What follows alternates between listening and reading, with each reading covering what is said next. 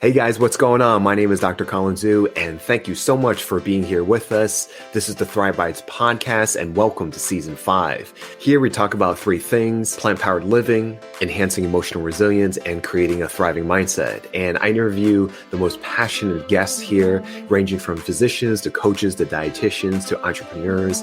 And my hope is to give you really informative and high-valued conversations. So please follow us here on YouTube, Spotify, Apple, and wherever you hear your podcasts. Come on in, and I can't wait to see you inside.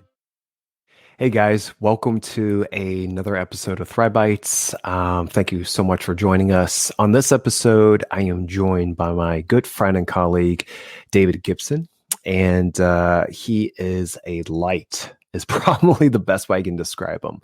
On this episode, we go into the deeper dives of what it means to personally develop yourself.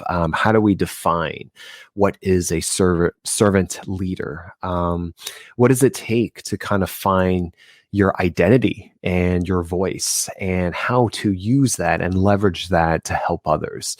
It is a very thought-provoking and genuine and authentic conversation.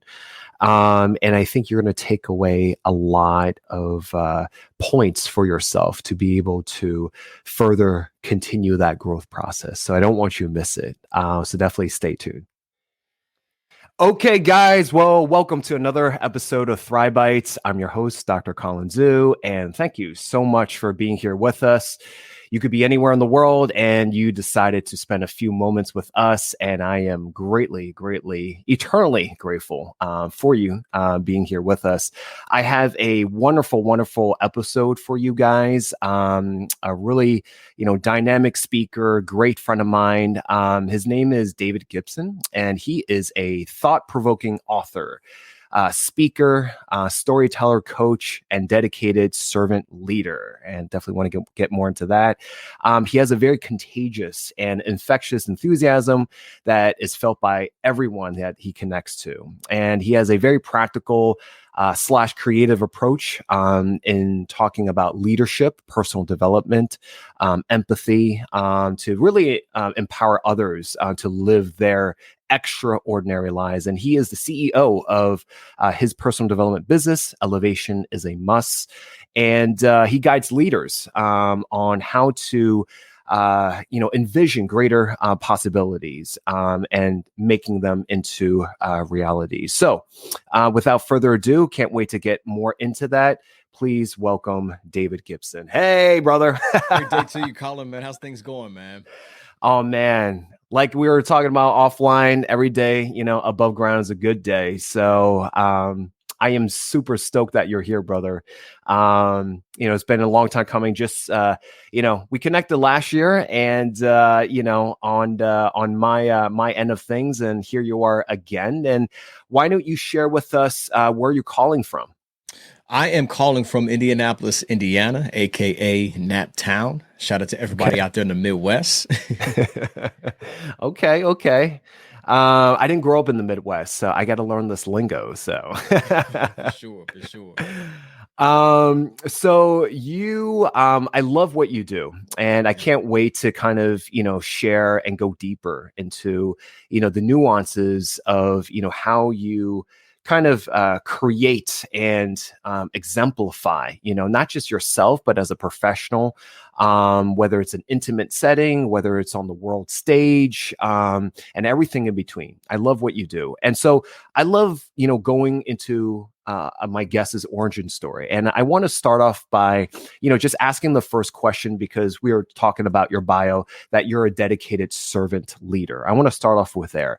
What is that exactly? And how does one decide to do that? That's an interesting question. The way I would define a servant leader is essentially you're placing yourself in a position where you can add value to others while you are leading yourself towards your destiny. You're identifying your gifts, your talents, your unique abilities, and then fully understanding how you can use those and package those in ways that will enhance the lives of others. And in order for us to do that, you got to start from within, right? My goal with everything that I do is to assist individuals in becoming self-motivated, independent thinkers that are self-reliant and positive contributing members in the world in which we live. And that's a process in and of itself, where we have to learn to investigate who we are, identifying limiting beliefs, fears, insecurities, and doubts, some trauma from our past, and heal from those experiences. And most importantly, step boldly into our personal power so that we can live the life that we truly envision. And it takes time, it takes diligence, it takes the willingness to sacrifice who you are now for who you can become. But the rewards are definitely worth it, right? It's a process that's involved with us really investing the time to evolve and to grow. But essentially, what's on the other side of that pain that may come from that growth is something amazing. Because again, you'll be placing yourself in a position where you can add value to your family, to your relationships, to your community, and most importantly, the people that you're destined to serve. Yeah, no, that's a great definition. And I like, the internal process, the very, self-reflective, introspective process. That's something that I personally have been doing for the past, like 11 years. I can actually remember, where I was at that time. And, I definitely want to go more into this later. Sometimes maybe it's different for you, but it's, you had mentioned trauma, right? I think as human beings, we all suffer on some level, shape or form, some level of trauma. And it's about, the difference is about, from my perspective, is identifying what that is. And then, learning what to do with it, the lessons that you learned, and then how do you use that at the end of the day? And it seems like, you've, created almost like a whole, what's the word? A catalog of, mental, type of, visionary, like type of tools, like a whole toolbox to be able to kind of showcase for others.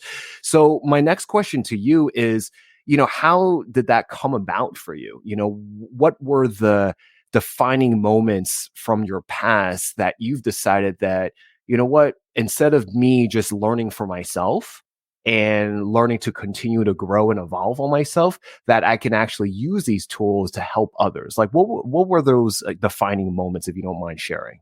Yeah, it really was like those inner conflicts that I was having in the personal breakthroughs that I was experiencing. As you mentioned earlier, Colin, I mean, all of us have experienced some form of trauma. Each and every single one of us deal with adverse situations and circumstances. We have trouble and trials and tribulations. I mean, the list can go on those character building moments, right? And it takes a new perspective to be able to see your hardest times as something that can be of value to you. Right. We all know that well-known quote that life is not happening to you, it's happening for you. It's a process in gaining that perception and having that perspective on a continuous basis. But for me, it was really just dealing with mental health issues, dealing with the lack of significance that I felt, the lack of purpose, that would really just haunt me within my mind, me navigating that effectively and identifying that, yes, I do too carry value. I do too have a purpose. I do too have a destiny that I can fulfill. I can make a difference in the world in which I live and the people that I surround myself with. Me understanding that really helped amplify that message for me. And for me, it was a lot of time that was wasted thinking that I was less than, inferior, inadequate, not enough, lacking purpose, or not a purpose at all, only to find out that the lies that I was believing were really an indication of how great I truly am, right? And I think many people often neglect to see that what comes after you is often an indication of what's within you, right? So for me, I had to begin to look at the lies that my mind was producing, or this negative energy that I was experiencing, and I challenged them, and I started to see positive consequences, positive results. An example of this is for so many years, Colin, I had convinced myself that my words did not carry value, that no one wanted to tune into what I had to say, that, I had no significance. And if I spoke in front of others, I would embarrass myself. And I went on and on for many years, replaying this narrative in my mind, right? And this was nothing but a lie. I think it was Hitler that said, if you tell a lie big enough, loud enough, and long enough, sooner than later, you'll begin to believe it. And I adopted this limited belief system only to find out later on when I was in my 20s that really me opening up my mouth was the gateway to my purpose, the gateway to something that I'm passionate about, and the gateway to me using this gift in order to inspire others and those that I come in contact with. Mm-hmm, mm-hmm. Yeah, those are very, very powerful. I think, like we were talking about before, the different pain points and the frustrations that we go through. It's hard enough. I don't know about yourself, it seems like you've gathered, people that helped you along the way, teachers, mentors, really trusted friends, right? And, I just think that these types of things, the self, development part of it, the personal development part of it is just not taught, right? And I don't know why. I think, in this age, as we're, sharing more and more, quote unquote knowledge and wisdom, that, things are exchanged a lot faster. But for me, similar to you, I had to really, really dig deep. And that process in it itself was very, very painful, and it's a continuation, it's a practice. There's no like end goal or destination, we've arrived type of feeling, right? It's a continuous basis. And so, did you have teachers along the way, people that represented very, very firm mile markers that kind of helped you? Or did you turn to, books or, just more, just not human elements, or was it a combination of all that? It was a combination of all of that, but I will preface by saying this. It was a challenge for me to express how I was feeling, right? Because let's keep it real. We live in a society, Colin, where it's difficult for men to begin to talk about their inner experience, right? Because as a child, we've been conditioned to divorce ourselves from our feelings. Mm-hmm. Grown men don't cry. Why are you upset? Bottle that in. You know what I mean? We have been taught and conditioned and negatively programmed that it is not okay to express how you feel, especially if these emotions, quote unquote, can be considered weak. So for many years, like I held that to me, to my heart, and really was like, man, I'm not going to express how I feel. I'm not going to talk about it. And as doing that can do more harm than it will good, because you're bottling those negative emotions within you. And emotions are not dictators, they're indicators, right? Like they indicate what's happening from within, how we're perceiving and processing the world around us and the information that our experiences are giving us. So if we never vocalize or express how we're feeling, all of that is just being bottled up. And then typically what happens is something sparks within our life and then we explode, right? Like you can experience a meltdown. You're experiencing high levels of depression or anxiety, panic attacks, and things of that nature. And for me, again, it was just really giving myself permission to just open myself up to others. It took a while, connecting with peers, people that I trusted, family members. And then also, like you mentioned, finding a mentor, whether it be someone that you meet in person or a virtual mentor, reading their books, listening to their podcasts, watching YouTube videos that describe their journey to help you understand that you're not in this thing that we call life all by yourself. And the emotions that you experience, you're not alone in experiencing them. There's people that experience them on the regular, and this is what they do to overcome them. This is what they do to process the information effectively in ways that they can place mind over matter and not allow those negative emotions to influence them in ways where they're unhappy, where they're depressed, where they're anxious, where they feel hopeless and powerless, right? And for me, it took some time to really reach that level of thinking, but essentially the first step is being aware that, I'm experiencing something that's not normal, but it's okay for me not to be okay. What I need to do is figure out how I can get better, figure out how I can learn from this experience. And like you mentioned earlier, figure out how can I find value in this experience to share with others. Yeah, for sure. I think the two biggest things that you mentioned was, just identifying that, right? And then, having a solution, because a lot of us, we are in a way figuratively just stumbling, right? And when you don't have the blessings and privilege of finding a mentor or a teacher or someone that you trust, you're basically stumbling, and it manifests, as like you said, into different types of mental health issues, which it's just becoming more and more of a highlight, now, right? With the pandemic and all that stuff, which is unfortunate, but, better late than never, right? But, it's really, picking up these pieces and putting them together, right? So my question to you is, when you've done all this and it's led you to kind of create, your now company, and you have the Dreamcatchers worldwide broadcasts, you have a speaking, platform.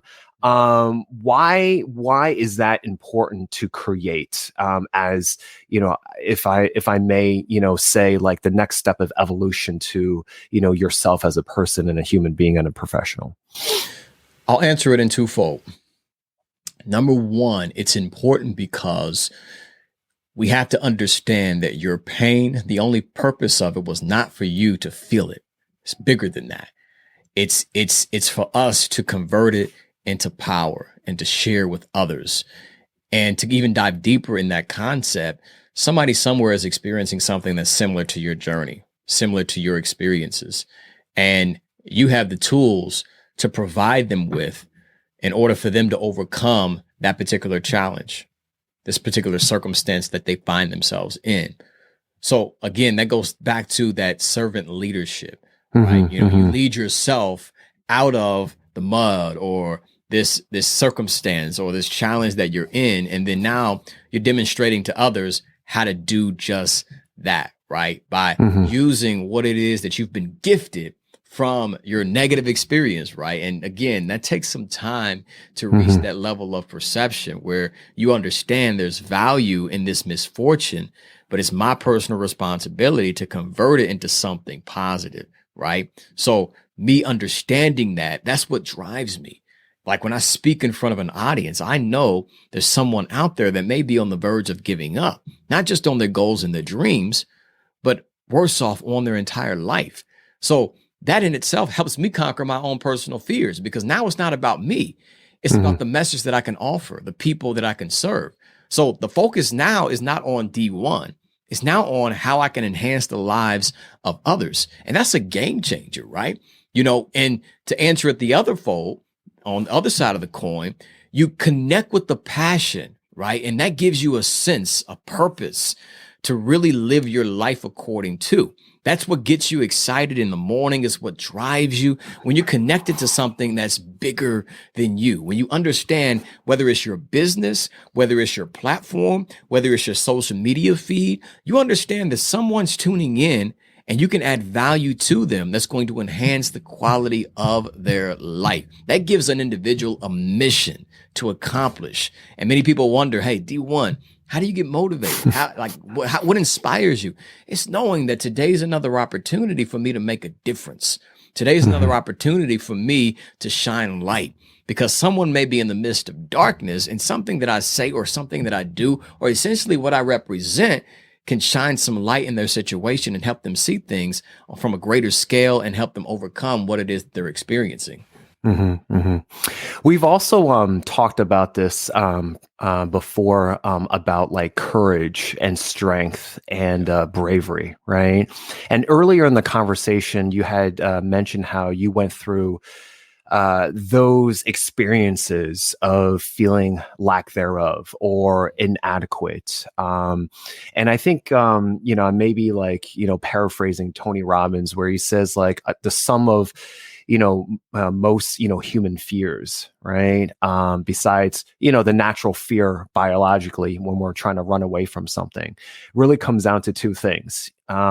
Basically not feeling that you are enough, And number two, feeling that you're never going to be, loved or well loved, right? And so that, for me, when I heard that, it definitely made a lot of sense. It connected a lot of dots, and it helped me to kind of go on this pathway of, showing up for myself as a human being, not all the different, hats and, coats that I wear and all that stuff, but, really diving deep into the different layers and nuances of what it means to be human. Right. And being able to kind of fill in those gaps, and by gaps, I mean, those periods and instances of trauma, those periods and instances of suffering, and doing my own self-work to kind of patch them up per se, and I think that takes courage, going back to courage and bravery, that takes courage and bravery.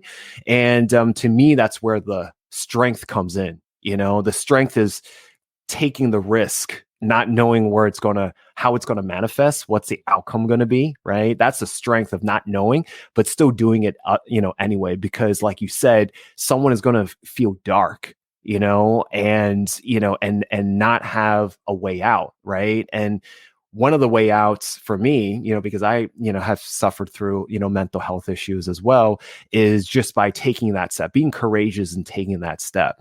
And I would like to add on to what you're saying is that, it's also not just a mission, but it's almost that, because you've given yourself a platform and you decide to show up, it gives people permission to do that for themselves. Right? Like you give them permission in a way, indirectly, right? Or directly, however you want to say it, right?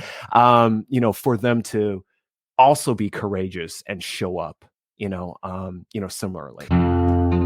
This video is sponsored by Betterhelp.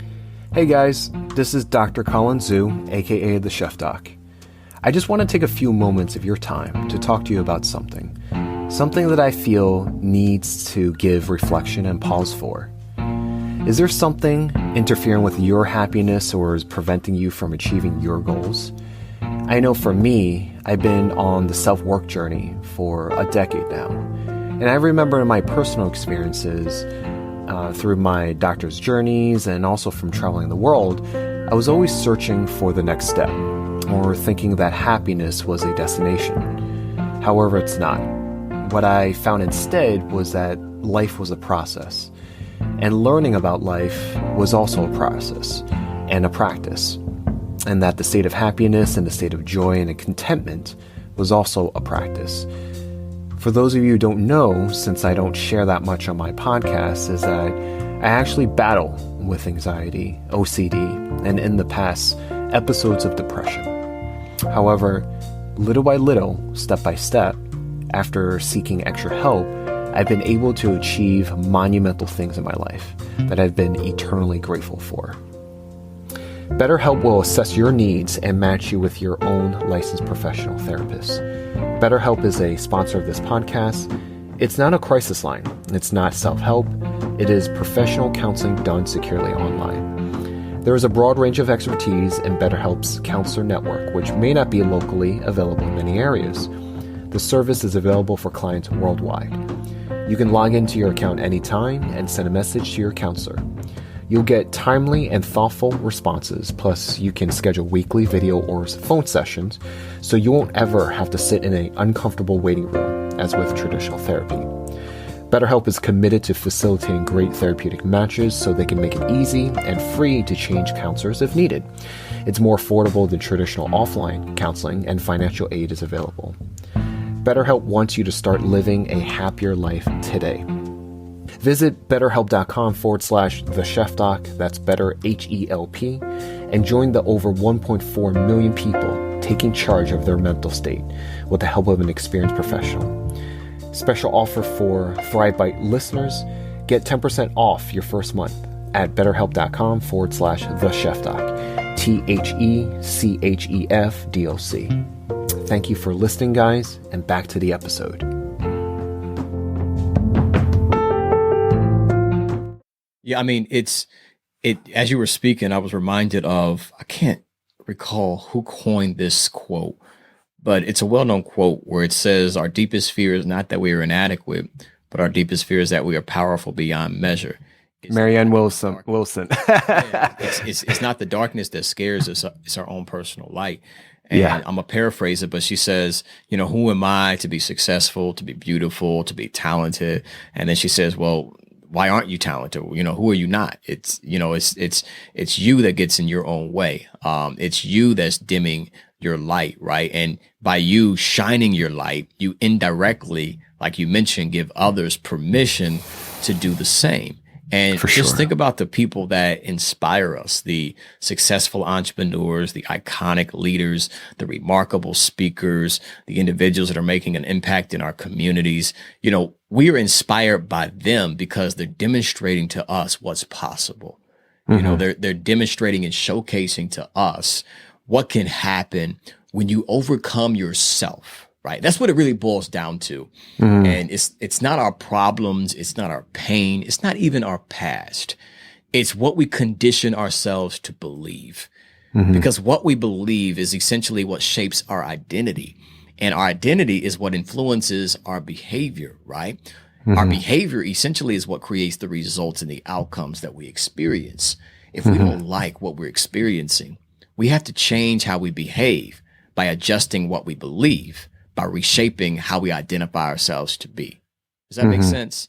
Oh yeah, for sure. It starts with what you're saying to yourself, what you believe about yourself, how you define yourself, who you permit and allow to define you. Like most people are defining their life based upon their mistakes, defining themselves based upon their current competence or their current situation or circumstance, right? And this can limit your potential. No. Our abilities and capabilities are not determined by essentially the right now. It's determined by how you define yourself to be, who you define yourself to be. So if we can upgrade our identity, we can upgrade our lives. And that's where it begins. But of course, I say all that, it's easier said than done, right? It takes some time to begin to unpack. Like, this is why I get nervous around people, or this is why I'm afraid to speak in public, or this is why I'm afraid to take that step, or this is why I'm afraid to be in a relationship, or this is why I'm afraid to connect with others. There may be some issue that I have internally where something happened in my past, and now that's really influencing what I believe, how I see myself, how I view other people. It takes work. It takes time. But again, when you put in that work and you invest in yourself and you upgrade your identity, that right there will transform your life. For sure, definitely. And as you're saying that, I was thinking of kind of like a dartboard, in college, it's just one of those things that you do, while drinking, right? You throw some darts, but it's a target, right? There's like a center, and there's rings around it. Or one of my favorite symbols is a ripple in a pond or a lake, right? That has forward progression, but it stems from a single source, right? Whether it's a drop of water or like a pebble or something. One of my favorite, symbols, and is exactly what you just said. You made those connections about, shaping and upgrading your identity, and then going off of to the beliefs, and then, and how that influences your decisions and then thereby actions, right? And then also you said unpack. That's, a great way of, kind of centering that question of how do we, do that? And so my next question is, in today's society, when we're faced with so much noise and distraction, right, with these latter generations of, these generations of being born into the social media age, the information age, I just had a good friend, before this recording, an old childhood friend, and we were reminiscing about how we didn't have any of this. We didn't even have cell phones.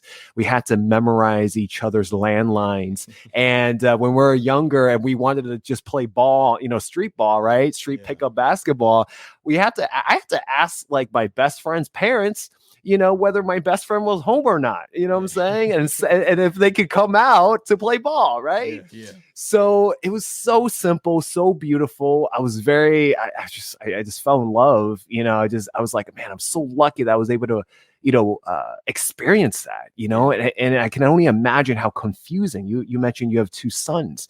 I can only imagine how even more complex in the future would be, that we're facing. And so my question is, bringing it back home, is how does one, I guess, weed through that, right? To kind of get to the unpacking, right? Of trying to find that voice, or that identity, right? Like, what would you say, if you had to write a letter or do a recording to your future sons, right? 10 years from now, whenever they're in their teens and they have the ability to understand and comprehend, like how would you, what would be the first step to do that? I would say, and you bring up a very important point on really the direction that we're going as a society, right? We've got social media, technology, the metaverse, which are remarkable tools, remarkable technology, but they have to have a place, and we have to set boundaries, right? Because social media, of course, as great as it is, it allows us to connect with others. In fact, we connected via social media, right? We have communities and people that we serve on social media, relationships that are built and established through social media. It does a great job of connecting us with others, but simultaneously, it hinders us from connecting with ourselves. So I believe it's very important that we make ourselves a priority, right? Not from a self-centered point of view, but really from a self-care point of view, where you carve out time, where you have the ability and the freedom to be able to connect with you. You cut off the noise, right? Cut off your cell phone, disconnect from emails, from work, whatever task you need to get fulfilled. Give yourself a certain amount of time, right? Every single day, once a week, at some point in time in the month, whatever works best for you, where you can just connect with you, right?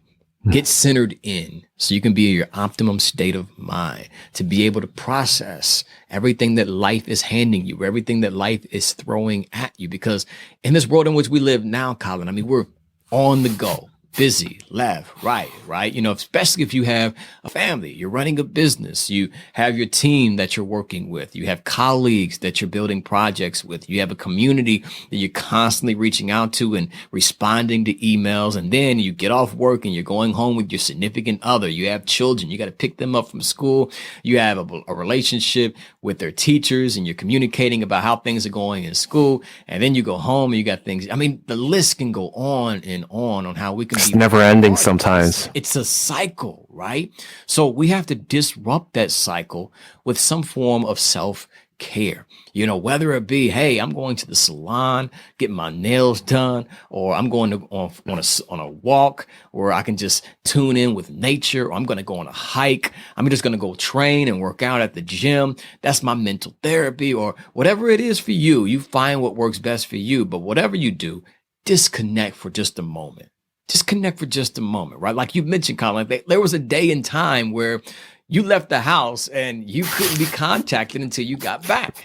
They may be trying to call you and left a voicemail, but essentially that was your time. And, honestly, man, I mean, when I think about it, I think many people were in a better mental state then than they are now. Of course, I was younger, a few years back, 10, 15 years ago, but really just looking at how things were run as a society is concerned, it just seemed as if like the things that we have going on through social media, I don't know if it just puts a spotlight on many of the challenges that we face for society, or essentially these things were birthed through the evolution of time. But nonetheless, I mean, there's scientific evidence that proves really just disconnecting from social media will increase and enhance your mental health, right? Your self-esteem.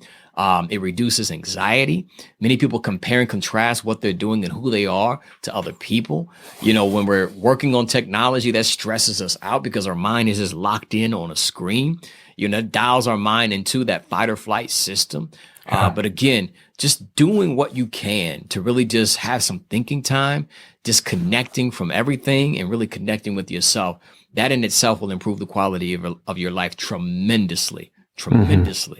And then also I would, love to add as well is that, even beyond, even beyond or before these technologies and the information age that we came into, um, even noise can come in and distractions can come in the form of people, right? Or, news or, just different things that can easily, just make that, what do you call it? Like monkey brain or, this chatterbox. And then you yourself form your own, narrative. And so, and maybe you can help me out with this quote or this quote where I heard that, you are, the average of the 5 people that you surround yourself with. You ever heard of that one? Yeah, for sure.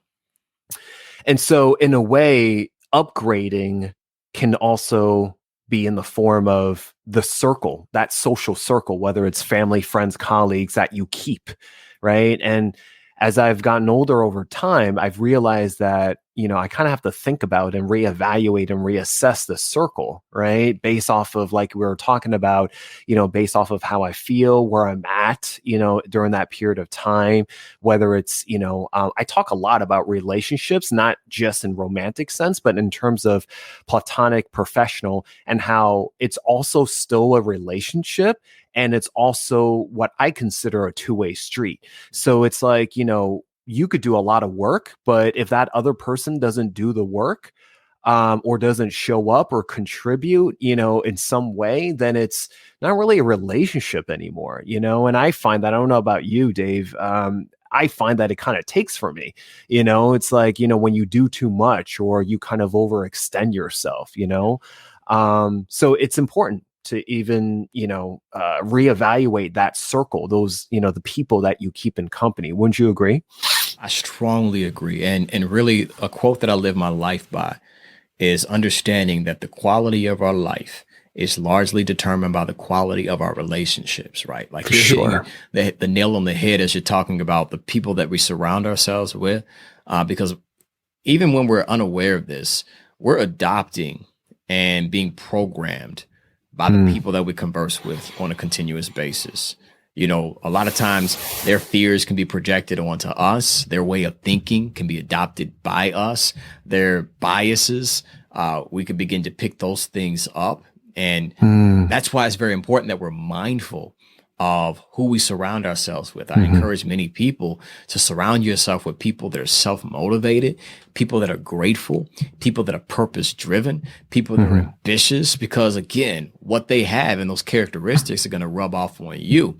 And again, to highlight that quote that the quality of our life is largely dependent upon our relationships and the quality of those relationships.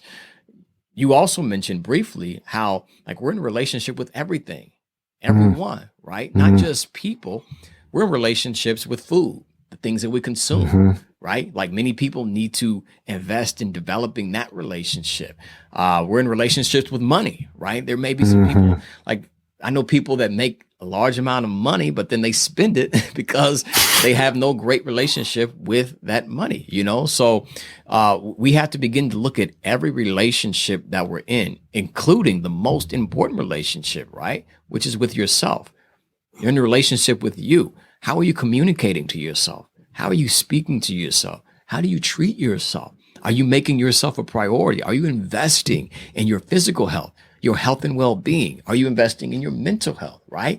You want to curate a relationship in a way where it's helping you get better and grow into everything that you were created to become. But again, to answer that question, yes, our relationships are key to our success, whatever success is for you.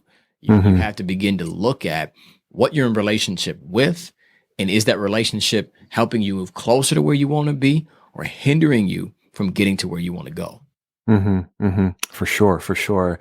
And, this podcast is all about, actionable items. So, and you've touched upon this some as well, but what would you say for people that are watching and listening, would be 5 daily actionable habits? You've touched upon a few of them before that they can do to kind of either, quote unquote upgrade themselves, right? That identity or finding that voice, right? Or, kind of weeding through the noise and distraction. Like, have you, do you have 5 actionable habits that people can start implementing, on a daily basis?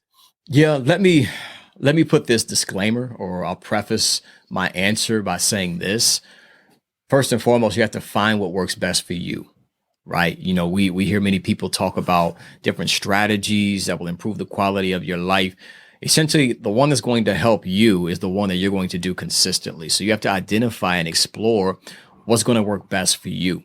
Some things that I would suggest and encourage individuals to adopt or subscribe to, first and foremost, is meditation. Meditation is definitely going to help increase your awareness, become more mindful of what you're thinking and the emotions that you're experiencing, which is going to develop that muscle from within to be able to resist any negative emotions from influencing you in a negative way.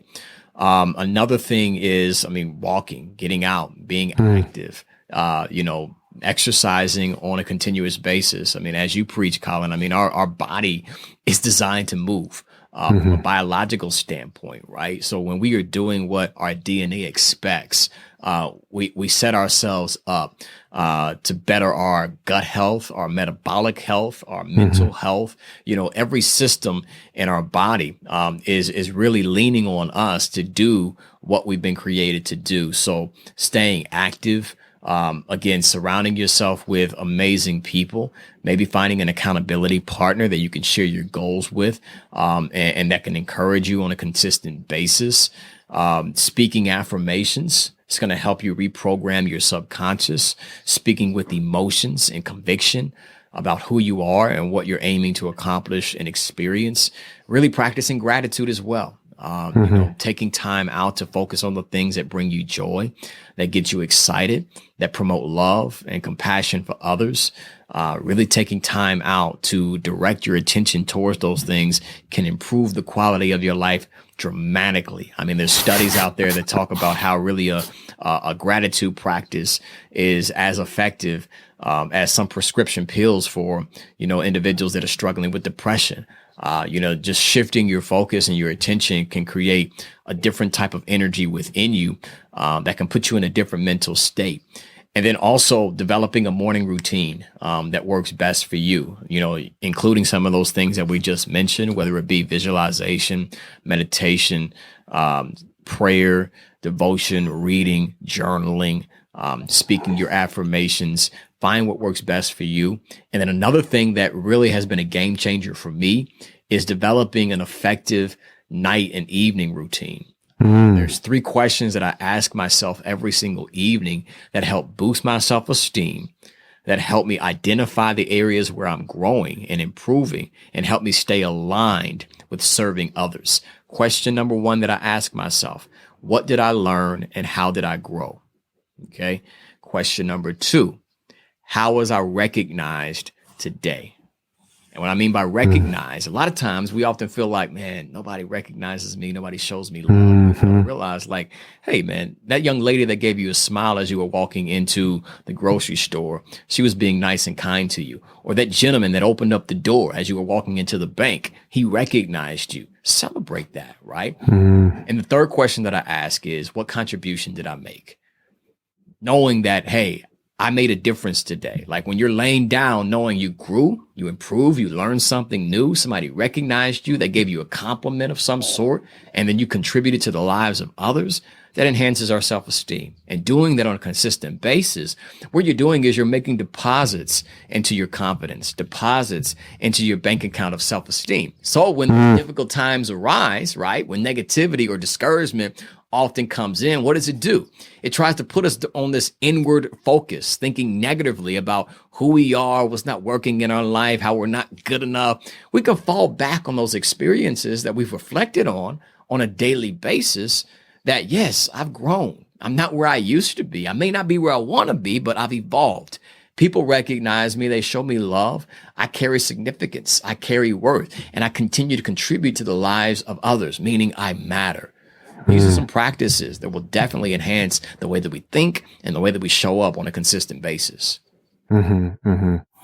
Yeah, man, that was beautiful. Now, would you say the bank of self-esteem? Would you say like the dividends and the ROI be those comments and feedbacks that come back to you of how you touched and kind of turn on that light bulb for someone else? Would you call that the quote unquote dividends and ROI? Yeah, and I would.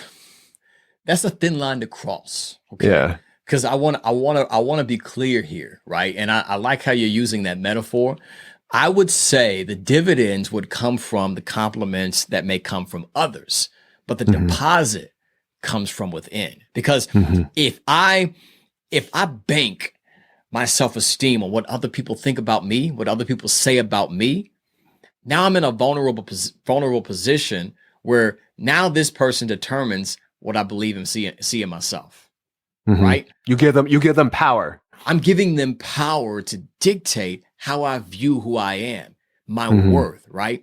Essentially, the deposits that you make, that should be the foundation of your self-esteem. And keep in mind, we will only rise to the level of success that our self-esteem can absorb. So we have to make it our personal responsibility to encourage ourselves, to speak life over ourselves, to make it a habit of really enhancing our confidence with the words in which we communicate from within, with the self-talk. And then essentially what other people say should be something that complements what it is that we've already told about ourselves or spoken of ourselves. It shouldn't be something, I'm looking for the proper word. It's a cherry on top. It's a cherry on top. It's the nice to have, but not it's not the necessary, like brick and mortar of that foundation. It's a nice to have, because it's dangerous territory to position. It's so different, so dangerous. I am now seeking validation from others. And we see this day in and day out on social media. If I get X amount of likes, right? Or if people don't share this post, or if I don't get X amount of views, then man, I suck. I'm horrible. Honestly, no one wins between those two parties. The only entity that wins is the social media because it's the vehicle. Yeah, it's the algorithm because it's the vehicle that drives it, right? Yeah. And I don't think social media's intention, because there's so many of these like documentaries that are coming out, to really like create these types of mental health issues, but like you said, there's a cost. It could be seen. It could be, the way I see it is you can leverage it as a tool, or, if you don't, it's going to leverage you, and it's kind of coming back to what we were saying about being mindful and about being aware of what's going on. The average of the 5 people you surround, just imagine your 5 people that you surround yourself with. It is very, very challenging to take yourself out of yourself, to look at from a outside looking in, kind of like, you're holding up a snow globe and you're seeing yourself being surrounded by these 5 people, and you're watching all these different interactions that's happened over time, positive and negative, and then deciding, wow, this is how it's affected me, and this is how it's influenced me. That's very challenging. But like you said, it takes an incredible amount of work. It's that, to me, wisdom is the application of knowledge. It's the application of those, lived experiences. Yeah, I strongly agree. And again, it just shows that you and I and individuals that are in this space, we got work to do. We got work to do. Not only in our own personal view and perception and perspective, but, in the lives of the people that we serve. Because like you mentioned, they have psychologists and scientists that study human behavior, and they have strategies and methods to keep you addicted with these processes and the algorithm, and to stay on top of these apps, or not on top, but on these apps. And as we both know, that can be detrimental, not only to your mental health, but your physical health, because of course we're holistic beings. What we think from an emotional standpoint will impact how we show up, our bodies and our diet, our digestive system. So it's important that we're aware of it, right? I think that's the key, is becoming aware of what's influencing you, becoming aware of what is impacting you, particularly in a negative way, and promoting more of the things that impact you in a positive way, that make you feel free, that boost your self-esteem, that enhance your confidence, that make you feel good about yourself, right? Yeah. And then again, being aware of those moments when you know, hey, something's off. Something really isn't where it needs to be. And like I mentioned at the top of this conversation, I think this is something that many people often overlook. Emotions are not dictators, they're indicators. I love Most it. people approach their emotions in ways where they allow them to dictate how they show up. They allow them to dictate what they believe and what they think. And, God has given us these emotions to experience everything that life has to offer. Like, what would your concert, your favorite artist be like if you really just didn't experience emotion when you were listening to their music? Like food, when you eat your favorite meal, if everything just tasted the same and then you were just at a robotic state, like bland, mundane experience. Exactly. So there's these emotions are adding to the life that we are living, both the good and the ones that are challenging. I don't like to say bad emotions because every single emotion carries a purpose. It has information for us to process. It's up to us to process it effectively and in ways that help us grow, that help us evolve. Like when we're angry, there may be something that's really rubbing you the wrong way. Identify what it is, right? And then begin to use it in ways that help you grow and improve.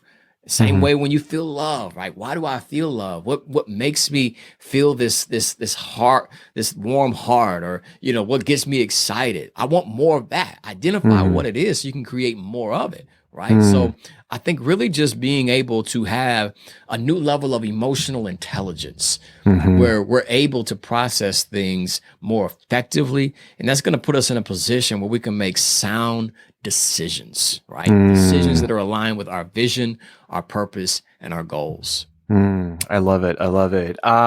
We can go on forever. I will add one last thing would be, what I've also learned over time is the actual, cup, the capacity of the cup that you're trying to fill. Even the bank, there's a certain capacity, right?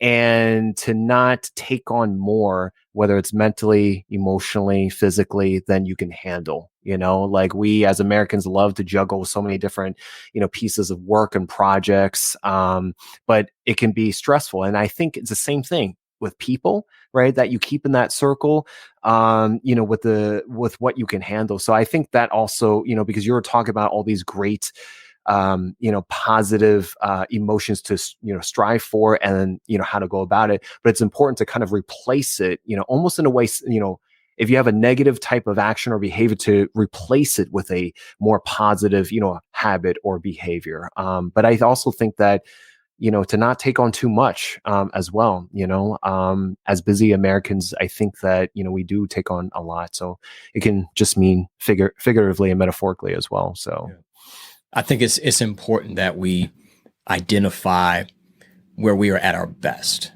I was coaching some clients not too long ago, and I was informing them, of course, this is something that we all know, but we often overlook it or neglect to acknowledge it. And that is that we can do anything, but we can't do everything, right? Using this particular example, I love it. This was a business owner, and he had an opportunity to add some type of service to his business. He was looking to scale. And I asked him, I said, hey, can you do it? And he was like, oh yeah, I can do it. And I said, you're not getting what I'm asking you. Like, do you really have the ability to do it? And he's like, what do you mean? I'm like, do you have the bandwidth? Do you have the energy? Like, do you have the assistance? Because you're going to have someone tag team with you on this particular project. And as he began to think about it, he was like, man, you're right. And I'm like, really, man, you have to protect your energy by any means necessary. You have to protect your focus. You have to protect your peace, because peace is priceless, right? So we have to identify that and be aware of that and begin to leverage that in ways where, again, we're setting boundaries and we're fully understanding and comprehending, where we're at our best and where we need to devote our time, our energy, and our resources. Otherwise, what will happen is we'll stretch ourselves so thin that we're not effective. Exactly. We're not really making the progress that we could be making because it's almost like we gotta have our hands on everything, right? It's like me grabbing this bottle of water that's to my left, and I'm trying to grab it with a pinky, I'm trying to grab it with this finger here, right? I can't really do it. But if I can use all of these fingers here, I can grab this thing and get a grip on it and control it the way I choose, right? And that's the same is true for whatever you're working towards, whatever you're aiming to build. Ask yourself, what can I be most effective at? What am I unique with, right? Like, what can I do better than others that really is a challenge for other people? And it's something that I've been gifted to do. Direct your attention towards that.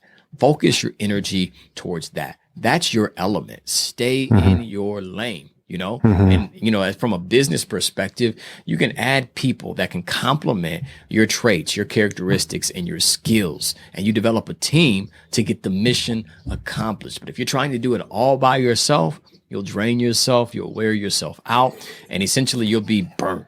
And the passion that you once had no longer will be there because I'm just doing everything. My hand is over here. I have no time to rest and get a break. And this is just wearing me out.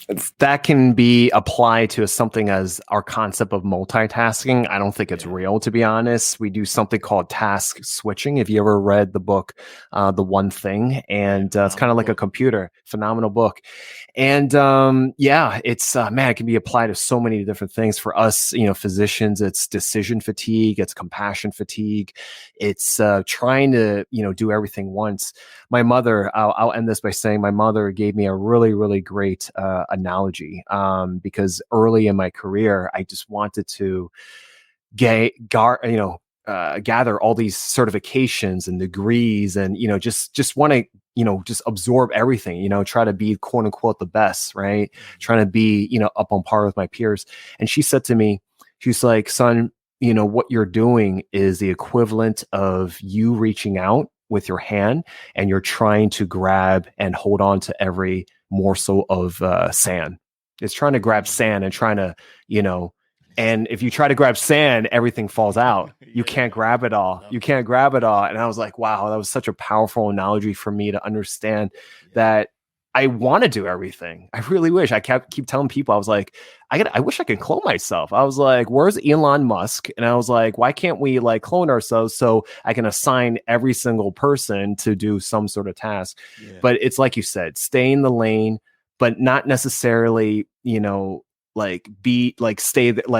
just be in a box per se, but focus on what you're good at, right? Focus on what, you're very talented at. So, all right. So with that right there, we can go on forever. How do people reach out to you? What do you have going on? Tell us how we can find out more about who, David Gibson is. Elevation is a must. How do people reach out to you? Well, the easiest way, the website is elevationisAmust.com. On the website, there's a variety of different resources that are available for free that you can download, some mindset guides, some practices that will improve the quality of your life, as well as connect with me via social media for daily inspiration and some strategies and insights that you can apply to your life that will help you improve mentally, physically, emotionally, professionally, in all areas of your life. And I'm available at at D1 Gibson, at D1 Gibson. Again, that's pretty much on all platforms. YouTube.com. I have a daily broadcast that I do called the Dream Catchers Worldwide broadcast, where I share some insights and strategies via live stream. So we have a great community that tunes in on the regular of a common, like-minded individuals that share a common goal to become the best version of themselves. So that's another way to connect. And then also be sure to subscribe to my YouTube channel. I've got all this stuff in the back. I actually just got back from a shoot. We're working on a docu-series on small businesses, really sharing the stories of small business owners for two reasons. Again, to highlight many of the small businesses in this particular area, and we'll be traveling as well to a variety of different small businesses. That's one key point. But then the second one is to give viewers an inside access of the mindset, the belief system, and the process that's involved with taking an idea that starts in your mind and making it real in your life. like really that process that's involved with, hey, here's the desire. And now we have a physical product. Now we have this service that we're providing. Now we have an actual concept. Because I have found that many people have great ideas, right? And they're gifted, they're talented, they're qualified, but they don't get out of their own way. And we often come up with reasons to justify our lack of action or our lack of execution.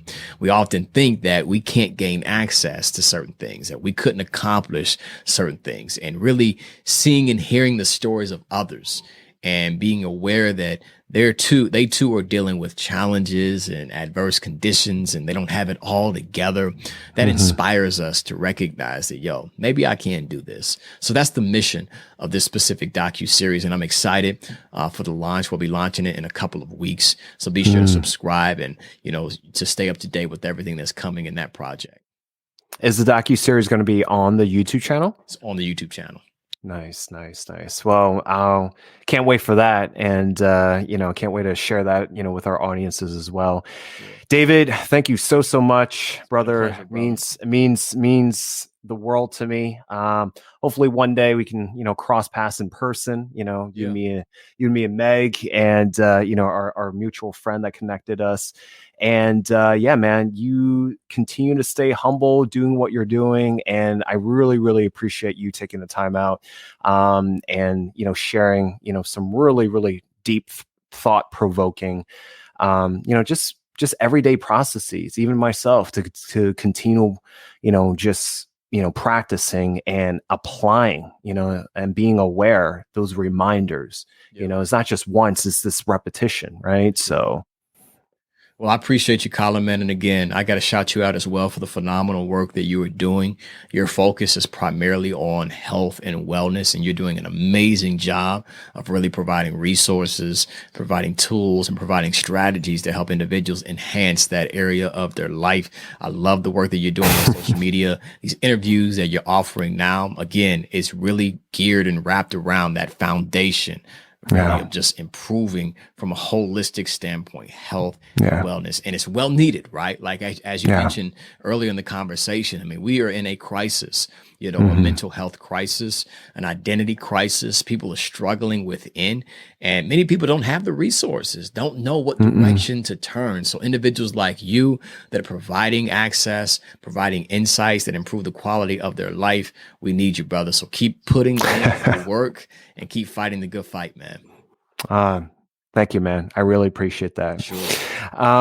Guys, thank you so much for watching this episode. If you like this, please subscribe and comment. And if you feel that this is a benefit for someone else, please let them know. And until next time, please say goodbye to David. Salute. Hey guys, thank you so much for watching that episode. We hope that you enjoyed it. If you like this, please follow, and subscribe. And please follow us for the latest updates for this season 5. And if you feel that this was a benefit for someone else, please let them know. And please follow us on Apple Podcasts, Spotify Podcasts, and YouTube. And thank you so much again. And we will see you on the next one.